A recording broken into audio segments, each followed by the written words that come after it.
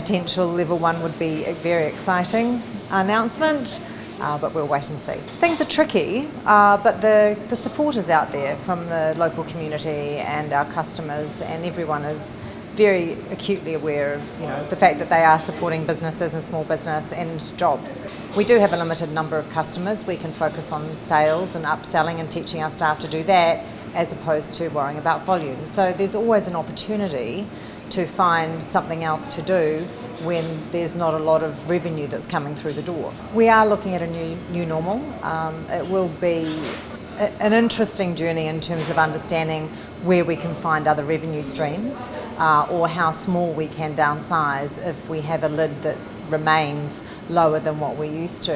If it stays at 80%, if we get to 80%, who knows how long that will be for. So we're expecting a very long tail. There are opportunities. We have staff in this country, we have people with a lot of skills, and we're Kiwis. We should be able to graft it. Have you had to entertain the potential of not opening some restaurants again, or? We have, and we don't think we will end up going down that path because of the support that we have had, not only from our customers but from the government and also from our bank. Without that support, there wouldn't have been much discussion. It would have been very black and white. We're all struggling. We're all fighting to find a new path. Some can pivot better than others, and that's an advantage of some of the smaller ones. And sometimes when you've got a smaller business, you don't have to increase revenue much to actually make it sustainable. The weight of wages, can be onerous when it's a large company, because you will definitely have to restructure. So we're pretty excited about the move to level 1, hopefully next week. So some of the things that we've had to do around the restrictions, obviously the single server meant that we needed to have more staff in place, and so we have extra costs. The biggest problem that we've had is that people were not able to stand at the bar, they had to be seated. And so the Jefferson currently, normally is 150, 160 max capacity. Basically we're dropped down to 50 people at any one time. And so you can imagine that your yield on revenue has gone right down to about 30%, and then your labour cost has gone up. So it's been quite challenging, especially after being closed for 6 to 8 weeks and having zero revenue. We're open with basically being crippled. Hospitality as a whole gets misunderstood. I think people think that we drive Ferraris and we do really well because we have a big bar that's full of a lot of expensive booze, but the reality is that profit margins in hospitality are pretty low. If you're doing 5 to 10%, you're doing okay. And so when you're losing your revenue, and any business is going to lose revenue to 100% loss is not going to survive, but even 50% loss with the new extended subsidy levels and so on, you can't survive on 50%. We can't probably survive on 70% or 80%.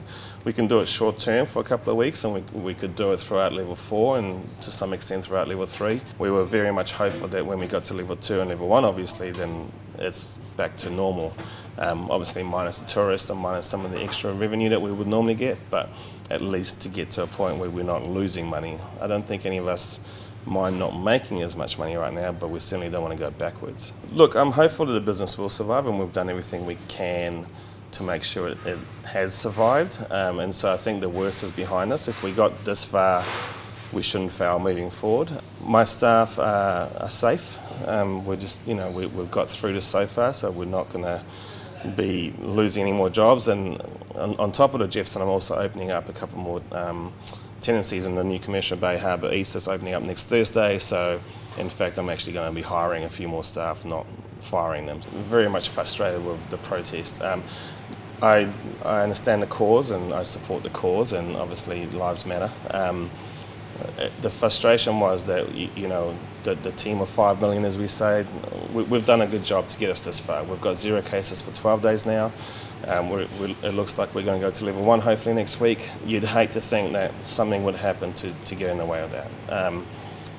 There could have been other ways of protesting. They could have been seated at 2 metres apart and to do a silent protest. It does happen around the world. Again, I have no problem with the cause. I support it, but I have a problem with 4,000 people walking down Queen Street side by side when if I have 2 people standing at the bar, I will be shut down.